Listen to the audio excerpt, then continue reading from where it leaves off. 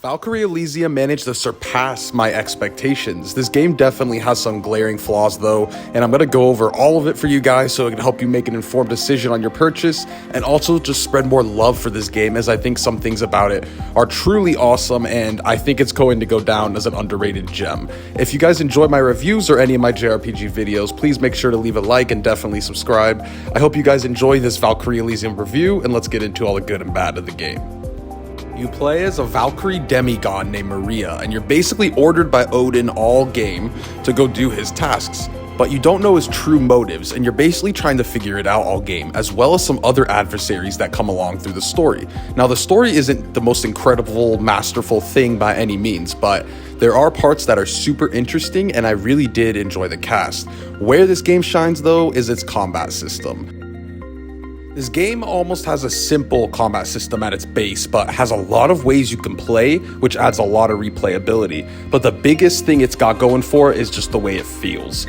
Being to move around, fly from enemy to enemy with your soul chain, which is basically that grapple, and just your weapons feeling so distinct and hard hitting makes the combat extremely fun. The enemies also stagger really good and just have nice movements to where there's a really nice cinematic flair when everything is going on. Especially I like when you lock onto an enemy, the way the camera pans makes it look really cinematic, and it just makes fights that much more fun.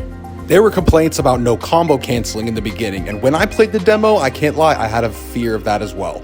But for this game, there are multiple ways to parry, multiple ways to perfect dodge. The aim assist helps the tracking on all of your combos really well.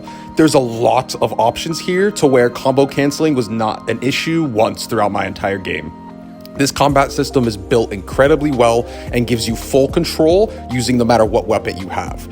The way you upgrade stuff is pretty simple compared to other games. You actually don't grow levels like 1 to 100. You go and find these different gems around the world from enemies, treasure chests, other ways, and you use that to upgrade your weapons and also use your skill tree. Going through your skill tree is going to give you some support options, which is almost like mechanics. It'll offer reversals, double jumps, and then you could go to your defensive options, which is just magic damage reduction, physical damage reduction, and then you could go to attack, which just adds a bunch of damage and different attack moves. So it's pretty simple to upgrade everything, but that also makes it really nice because you could go through each of the weapons and try different play styles without having to put so many hours into one thing. And then when you do that, each weapon individually still has a lot of depth and combo potential. Also, why is it so damn fun to smack boxes in this game? They give you a bunch of good gems, so honestly, I spent like a whole hour smacking boxes at some points in this game. Your inheritors are basically your teammates and your party members. In this game, though, you send them out to control them, which I actually really like. They're not just out the whole time, and you could choose if you want to 1v1 stuff. When you send out your friends and they're basically fire damage, your sword is going to turn into fire damage, and this game is heavy on weaknesses. It'll actually show you the elemental weakness above the enemy's head when you're fighting. You might think that's too easy, but I actually like it a lot because it helps you focus on other things instead of locking on figuring out what they're weak to. It's very obvious. It's like if they're a lightning enemy, it's going to say use fire. So you're more so going to prioritize what moves you want your inheritors to use on the enemy and what you're going to do once your sword is on fire for 30 seconds. This turns it into an extremely fun rhythm where you can even have all 4 of your inheritors out at once and you can swap through elements at will. Your sword will flip to the next element in a second when you switch to it, and you can go from enemy to enemy choosing which weakness you want. It brings such a fun flow, so you're grappling from enemy, swapping elements. There's a whole bunch of fun things going on, and it never feels overwhelming. I think that was a good decision to make it not too complicated because it actually does have a lot of depth, but the whole time your brain isn't overwhelmed when fighting these mobs of enemies. I also think the way they did magic in this game is fantastic. Whenever you cast a spell or even heal yourself, you have iframes, which basically means you're invincible for those couple seconds. So that lets you choose when to use it at certain timings, which makes it so you can be invincible, guard an enemy attack, things like that. And it basically puts more emphasis on the enemy doing more damage and different attacks at you instead of you basically getting punished for using spells. It brings a really fun safety measure for your player, and I think that's a great decision. Overall, I'd say this game wins on the feeling of the combat, though. I don't know what it is. It feels so fun to play this game. Every weapon feels distinct. I was playing on a PlayStation 5, and the haptic feedback is the best integration of haptic feedback I've played so far on the system.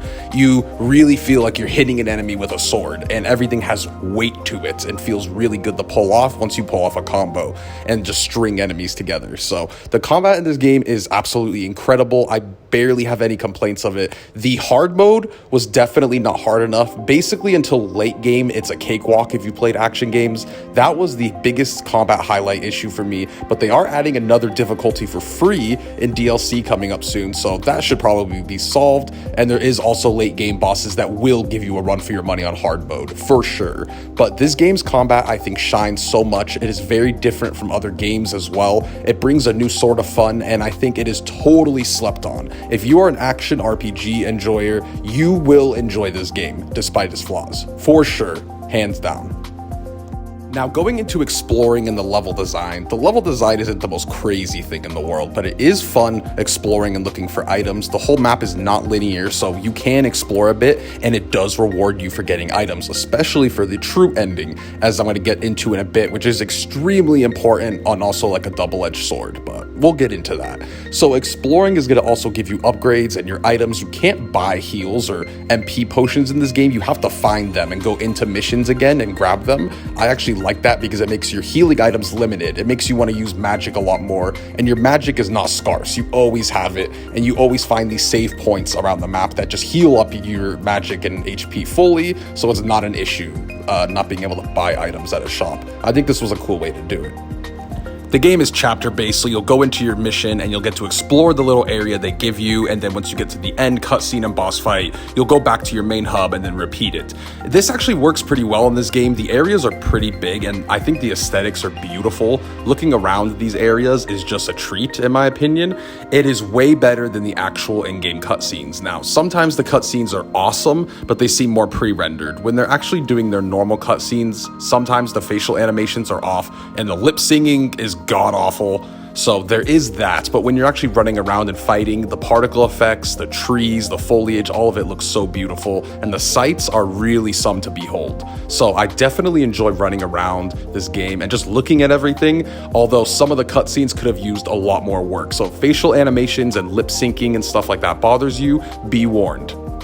Now, the absolute biggest thing I want to talk about for this game is the multiple ending routes. So I normally actually don't like multiple endings. I like a one canon ending for my JRPGs or action RPGs, but this game did a true ending route, the best I've ever seen a game do one, at least my personal favorite. Now, that is a double-edged sword, as I was saying earlier, because if you don't do the requirements and get it, the other endings are extremely mid compared to it.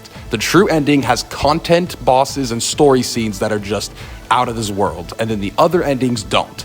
So you are really punished if you don't do these requirements, and the story really comes full circle and gives you a fantastic, big, bombastic ending, which makes the shorter length of this game really worth it. So if you don't do that, the game is going to feel really short, not finished, and probably annoy you. At least it would annoy me personally.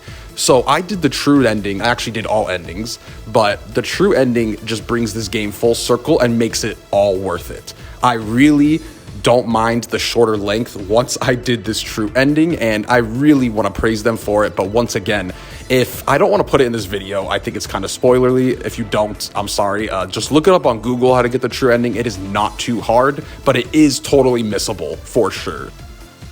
All in all, though, the demo did not do this game justice. They literally threw you into a grassy field and gave you the most bare minimum combos and said, here's your demo. No, this game is truly fantastic, and its shortcomings all have to do with the small team that Square Enix gave them. They didn't have a huge budget for this game, and I will also mention it is nothing like the previous Valkyrie games, so old-time fans might get agitated at the new direction this series brought. But as a new fan just coming in and playing Valkyrie Elysium, as a new game that was on my radar, not having any expectations, it actually blew me away. One of my favorite games of this year, and I will really always remember this true ending because it blew my mind. It made me just freak out. So I really enjoyed my time with this game. Hopefully you guys enjoyed listening to my experience and review of Valkyrie Elysium. Once again, if you guys enjoy my content, please leave a like and subscribe, and I hope you guys leave all your comments below. I want to hear your opinions on this game if you've played it, if you're planning on getting it, and hopefully I helped you make an informed decision. As always, guys, have a fantastic rest of your day.